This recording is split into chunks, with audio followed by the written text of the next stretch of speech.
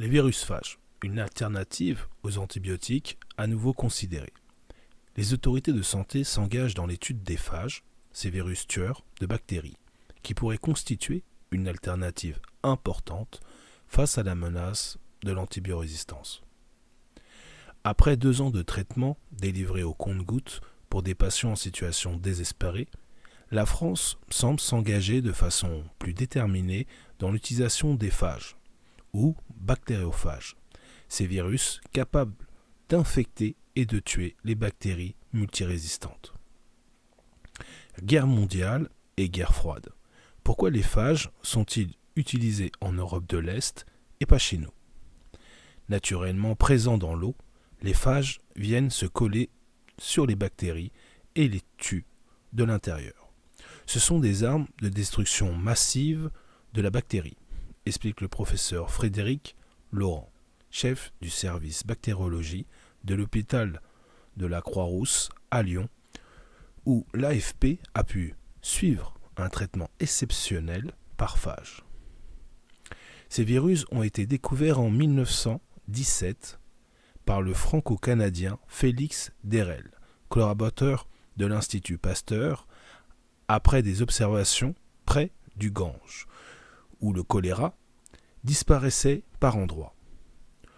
Le coup de grâce a été porté à la phagothérapie par des événements successifs. La découverte de la pénicilline par Alexander Fleming en 1928, puis la Seconde Guerre mondiale qui a généré des besoins immenses en traitement anti-infectieux, expliquent des scientifiques français dans une publication de 2015 planchant sur les phages Féricide Pharma.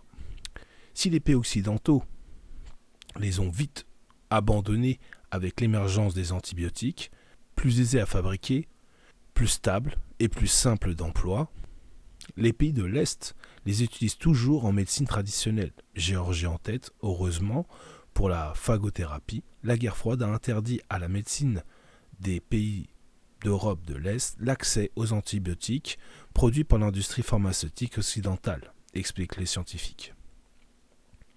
Ce qui explique donc pourquoi ils ont dû se rabattre sur la phagothérapie phage. Bien que mal connus, les bactériophages représentent la biomasse la plus importante de la planète. Il y aurait 10 à 100 fois plus que de bactéries. Ils seraient apparus sur Terre avec les premières bactéries il y a plusieurs milliards d'années et représentent la forme de vie la plus variée sur Terre. On en trouve dans tous les écosystèmes, y compris dans des milieux aussi hostiles que les déserts ou la neige vierge. L'espèce humaine héberge elle aussi de nombreux phages, peau, muqueuse et surtout tube digestif, dans lequel on a identifié plus de 100 phages différents, expliquent les scientifiques dans la publication de 2015. Les phages représentent un espoir immense face à l'antibiorésistance. Aujourd'hui, la France, les États-Unis, la Belgique s'y remettent doucement. Les phages représentent en effet un espoir immense face aux infections résistantes aux antibiotiques, de plus en plus fréquentes, notamment avec le vieillissement de la population et le recours croissant aux prothèses de hanches et de genoux, plus de 200 000 par an en France.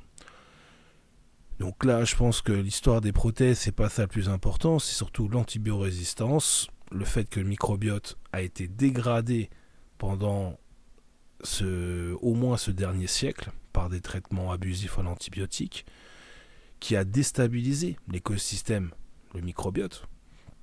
Et donc, aujourd'hui, une technique qui élargit le spectre de l'action, ça va être le plus intéressant, c'est quand même d'utiliser un écosystème directement et à partir de cet écosystème, justement, cet écosystème produira des antibiotiques ou va développer plus de bactériophages ou plus de bactéries, plus de levures ou de champignons.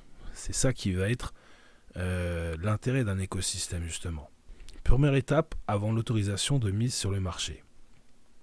Donc là, on y est arrivé.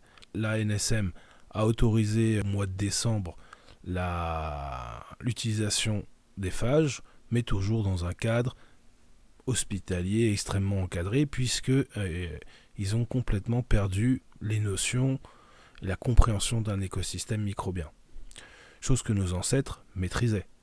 Consommaient des produits fermentés, développaient naturellement des écosystèmes ouverts, où justement il y avait des micro-organismes sauvages qui pouvaient intégrer leur fermentation dans des moments particuliers, ce qui leur permettait justement d'avoir un écosystème toujours en adéquation avec le vivant.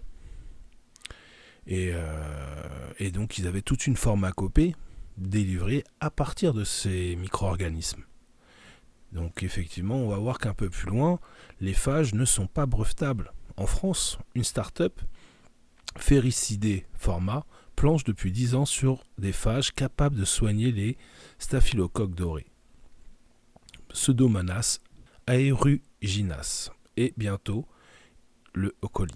Aux États-Unis, Amplify Bioscience s'est lancé.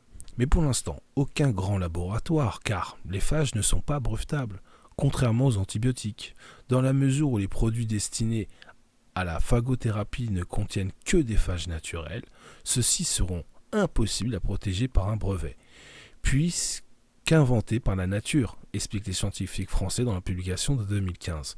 Donc c'est bien ce que je vous explique, il y a une technologie biologique qui évolue justement avec son milieu. C'est ce qu'on retrouve dans un écosystème microbien. C'est l'intérêt de développer des écosystèmes microbiens. C'est pour ça que l'association Les Microbiotes milite et développe des écosystèmes microbiens. Parce qu'à travers un écosystème microbien, donc on peut naturellement avoir des phages qui vont se mettre à jour à travers leur interaction avec des bactéries, leur interaction avec un milieu vivant. Et donc comme eux, leur intérêt finalement c'est de breveter, est-ce vraiment que ça? Parce qu'il n'y aurait pas aussi une idée de pouvoir derrière.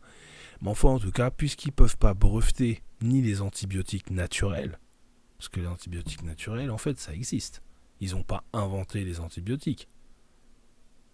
Ils ont modifié des antibiotiques naturels.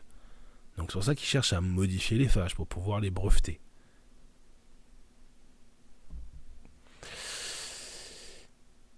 D'autres usages sont espérés ardemment pour les pieds des diabétiques qu'il faut parfois amputer, ou les infections respiratoires à répétition des maladies de la mucoviscidose. Et certains se prennent même à rêver de pouvoir un jour les prescrire pour des infections banales, urinaires ou digestives. Restera à éviter la production même d'erreurs, car une bactérie peut aussi devenir phagorésistante. Vous voyez l'intérêt, donc. Le symbiote est un écosystème de micro-organismes sauvages respectant les principes biologiques de l'être humain et dont les procédés restent dans la sphère artisanale et absolument naturelle.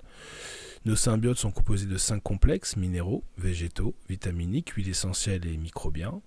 Et dans ce complexe microbien, vous trouverez des bactéries, des levures, des champignons et naturellement des bactériophages. Ouga ouga au clan, ose la symbiose.